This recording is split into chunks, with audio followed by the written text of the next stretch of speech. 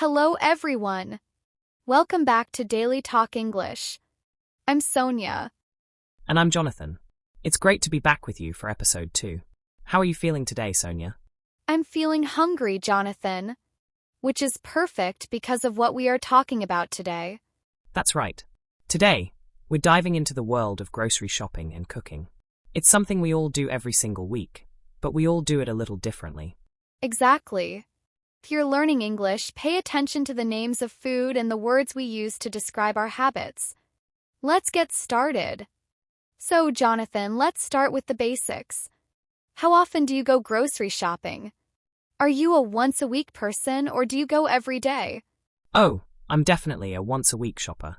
I like to go on Sunday mornings when the store is quiet. I usually bring a big list on my phone, so I don't forget anything. If I don't have a list, I end up buying things I don't need, like 5 bags of potato chips. I am the exact opposite. I don't like big shopping trips. I prefer to stop at the small market near my house every 2 or 3 days. I like to see what looks fresh.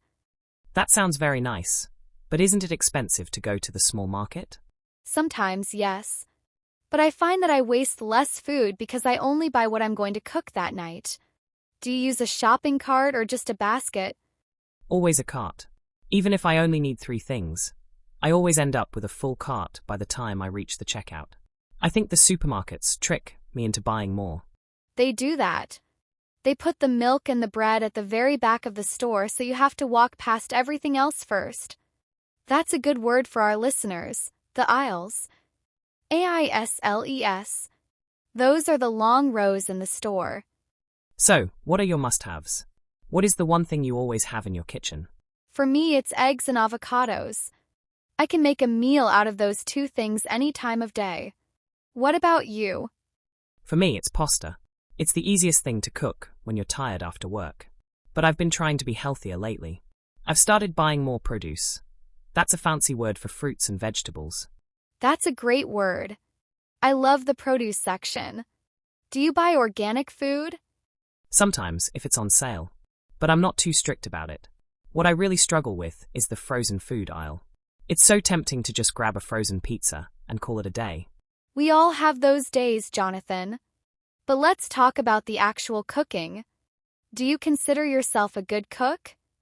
I'm a functional cook. I can follow a recipe, but I'm not very creative.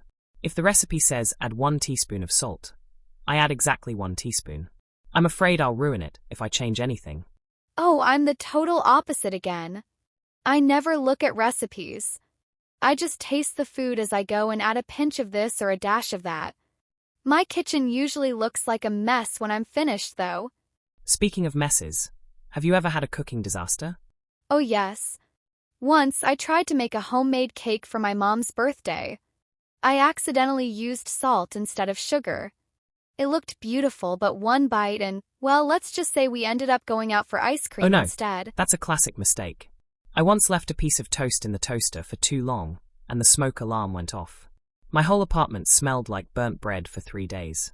That's terrible. But that's how we learn, right? Now, for our listeners, let's talk about some common cooking verbs. To simmer, to sauté, and to boil. Good ones. Boil is for water, like for tea or pasta. Sauté is when you cook something quickly in a pan with a little bit of oil. And simmer is when you turn the heat down low and let it cook slowly. Very helpful. I think my favorite thing to sauté is garlic and onions. The smell makes the whole house feel like a home. We've covered a lot today. We talked about aisles, produce, recipes, and cart versus basket. We also talked about the checkout line. That's where you pay for your food. And don't forget on sale, which means the price is lower than usual. We all love a good sale. We certainly do. Well, we're coming to the end of episode 2. Sonia, it's been a pleasure talking about food with you. You too, Jonathan.